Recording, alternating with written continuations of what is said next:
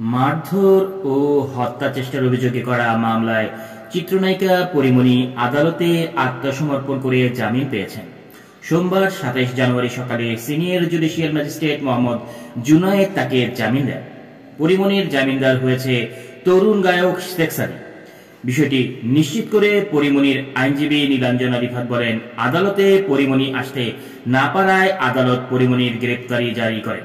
তিনি সঙ্গে সঙ্গে পরীমনিকে খবরটি জানান। পরীমনি সিদ্ধান্ত নেন সোমবার তিনি আদালতে আত্মসমর্পণ করে জামিন চাইবেন।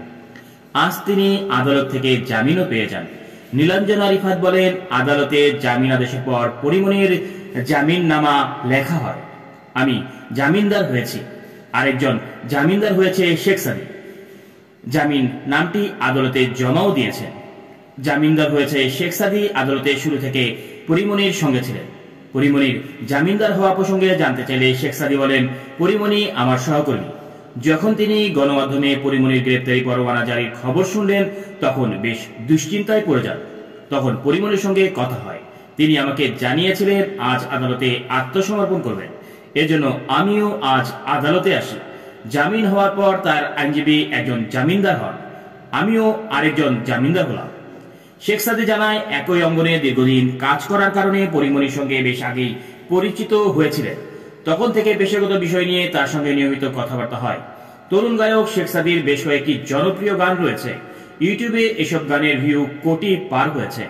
শেখ সাদীর জামিনদার হওয়া প্রসঙ্গে পরীমনি বলেন, হঠাৎ করে আমি ভীষণ অসুস্থ হয়ে পড়েছিলাম বলে গতকাল আদালতে যেতে পারিনি। যখন শুনলাম আমার বিরুদ্ধে গ্রেপ্তারি পরোয়ানা জারি হয়েছে, খবরটি যখন গণমাধ্যমে প্রকাশ পেয়েছে, তখন আমার শুভাকাঙ্ক্ষী ও শুভানুধ্যায়ীরা আমার সঙ্গে যোগাযোগ করেন। এমন পরিস্থিতিতে আমার বন্ধু বান্ধবেরা আমাকে সাহস জুগিয়েছে। শেখ সাদীও আমার সহকর্মী, তার সঙ্গেও গতকাল কথা হয়। আজ আদালতে শুনানির সময় সে ছিল। জামিন পাওয়ার পর আইনজীবী জামিনদারদের পাশাপাশি স্থানীয় একজন জামিনদারের প্রয়োজন হয়। শেখ সাদী তখন জামিননামায় স্বাক্ষর করেন। মারধর ও হত্যা চেষ্টার অভিযোগে নিয়ে ২০২২ সালের ১৮ জুলাই ঢাকার আদালতে নালিশি মামলা করেন ব্যবসায়ী নাসির উদ্দিন মাহমুদ। মামলায় তিনি অভিযোগ করেন ২০২১ সালের ৮ জুন পরীমনি ও তার সহযোগীরা সাভারের ভোট ক্লাবে ঢুকে ওয়াশরুম ব্যবহার করেন। পরে ক্লাবের ভিতরে বসে অ্যালকোহল পান করেন। রাত ১:১৫ দিকে ক্লাব ত্যাগ করার সময় পরীমনি তাকে ডেকে নেন। পরে একটি ব্লু লেভেল অ্যালকোহলের বোতল বিনামূল্যে দেওয়ার জন্য চাপ দেন। এতে রাজি না হওয়ায় পরীমনি তাকে গালমন্দ করেন। এক পর্যায়ে পরীমনি হত্যা চেষ্টার জন্য একটি গ্লাস ছুঁড়ে মারেন, যা তার মাথায় ও বুকে লাগে।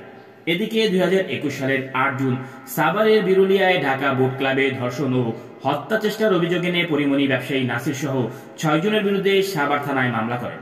মামলাটি তদন্ত করে ২০২২ সালের ৬ সেপ্টেম্বর নাসির সহ ৩ জনের বিরুদ্ধে আদালতে অভিযোগপত্র জমা দেয় পুলিশ।